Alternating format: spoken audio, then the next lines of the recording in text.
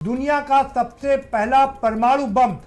America ने Japan पर गिराया था और जिसका खामियाजा आज तक जापान को भुगतना पड़ रहा है। अगर एक दिन पहले, एक दिन और देरी करता, जापान सरेंडर नहीं करता, घुटनों के बल नहीं आता, तो दूसरा परमाणु बम भी उसको झेलना पड़ता और सदियों तक उसको ये याद रहता। आज तक उसको, जापान को परमाणु बम की मार याद है और यही कारण है कि वहां पर सेना अभी तक नहीं बना पाया है। वो अपनी, उसकी रक्षा प्रणाली जो है पूरी तरीके से अमेरिका के हाथ में है। तो इसलिए अगर ईरान अटैक करता है, मैं आता हूं वापस अपनी बात पर, अगर ईरान लेथल वेपन का इस्तेमाल करता है, केमिकल वेपन का इस्तेमाल करता है, परमाणु बम का इस्तेमाल करता है, तो अमेरिका मजबूर होगा। वो बिल्कुल हिचकिचाएगा नहीं, वो बिल्कुल हेजिटेट नहीं करेगा, वो परमाणु बम का इस्तेमाल करेगा जिसका खामियाजा ईरान को वर्षों तक भुगतना पड़ेगा और ईरान की जनता को भुगतना पड़ेगा। हम उम्मीद कर सकते हैं कि शायद ऐसा ना हो, ये तीसरा विश्व युद्ध ना हो, परमाणु बम का इस्तेमाल ना हो और इसके लिए देश के, दुनिया के तमाम बड़े नेताओं को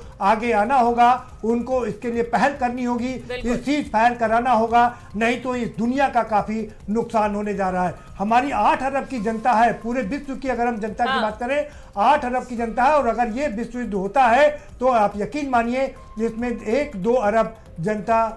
को खोना पड़ेगा, नुकसान होगा, जन हानि होगी, आर्थिक रूप से काफी नुकसान होगा, पर्यावरण का जो नुकसान होगा वो होगा ही, बाकी तमाम बहुत सारे नुकसान होंगे, जनहानि बहुत बड़े स्तर पर होगी। सर, आपने भी ये जिक्र किया क्योंकि 8 अरब की जनता पर इसका अगर असर पड़ेगा और क्योंकि युद्ध इतने विशालकाय तरीके से होता भी नजर आ रहा है। 8 खरब में 8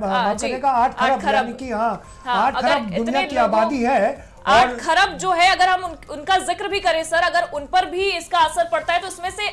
आधी से अगर हम कम आबादी की भी बात करें तो हर देश से वो तस्वीरें निकलकर सामने आएंगी क्योंकि विश्व युद्ध अगर होता है तो एक बड़े पैमाने पर आर्थिक नुकसान होता है, जनहानि होती है और पर्यावरण का आपने जिक्र कर ही दिया, उसकी अगर हम बात करें तो वो एक अलग स्तर पर नुकसान होता नजर आता है। पर ये जो युद्ध है इसे रुकवाना जरूरी हो चुका है और उन्हीं बड़े चेहरों पर अब सबकी निगाहें टिकी हुई हैं कि कौन पहले आकर पहल करता है, किस तरीके से इस पूरे मामले पर शांति की पहल निकलकर सामने आती है। क्योंकि अमेरिका से अगर तस्वीरें हम देखें तो तमाम जगहों पर जब जब युद्ध हुआ तो अमेरिका ने सीज फायर को लेकर कदम बढ़ाया, पर इस वक्त अमेरिका इजराइल के समर्थन में खुद खड़ा हुआ नजर आ रहा है। इजराइल लगातार ईरान के बड़े बड़े जगहों पर टारगेट करता नजर आ रहा है, तेहरान पर हमला हो रहा है